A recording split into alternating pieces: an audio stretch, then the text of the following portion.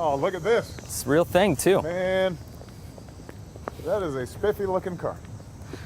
It's they've changed in appearance over the last few years. NASCAR's worked real hard to make them a lot safer. So tell me from soup to nuts, from start to finish, how do you guys start building one of these? You start under the hood. You have all the tubular chassis and everything that's under there.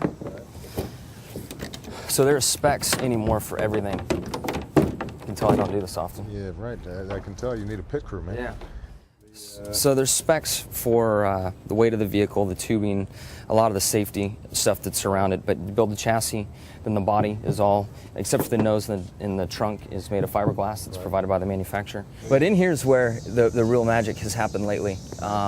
These seats are made of carbon fiber, and we've been through some real extensive testing to control the body and an impact and the head. Right. This is a mold that's made of my body and what's comfortable for me. Right. Contains my head, and we also have a Hans device that goes around the neck. Now, you got a whole bunch of stuff on. This does not look like my dashboard, guys. It looks a little different. It's so over here's the main power switch. Right. And then the two battery switches here. So we've got two systems of everything in the car, from radio boxes, ignition boxes, and battery circuits as well. Right. It's hard to see in here now, but there's a series of 5 lights, and as the RPM gets close to the limit, to the max, you kind of use the gas and brake to maintain that speed for pit road. How much are you talking to your pit crew the whole time? My job, there's no telemetry on the vehicle. A lot of other forms of racing, they have active telemetry where you can see what's going on.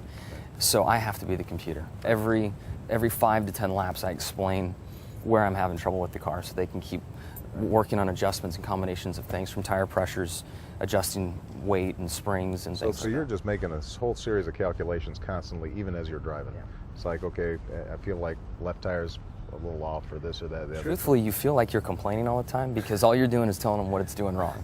So at the end of the day, when you see each other, you feel bad almost to a certain degree. You're like, man, I've just been complaining all day long to you about this vehicle, and we won, or we had a good day. So. All right, now tell the truth. Do you get tickets? I haven't had one. You've never had a speeding ticket? Is that because the cops, when they pull you over, No, they say, hey, no. Jimmie Johnson? No. And then they start talking to you about racing? I think I'm a good spokesperson for this. I'm able to get out my aggression on the track and keep it off the streets. I'm not pulling your leg. Now I say that and I'll go get a ticket or denied on my way home. You want to start it up? Come on, let's do that. I'll make sure we get some throttle to it.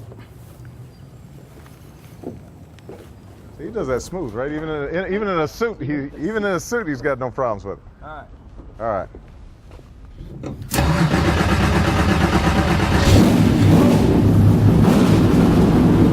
what I'm talking about. That's unbelievable. That's an engine there. Huh? When you're on a straightaway, how fast are you going? It depends on the track, but the fastest track would be about 210 on the straightaway. Now, is there any point where you just go, man, I'm going too fast here? Right when something goes wrong, you think, you know what?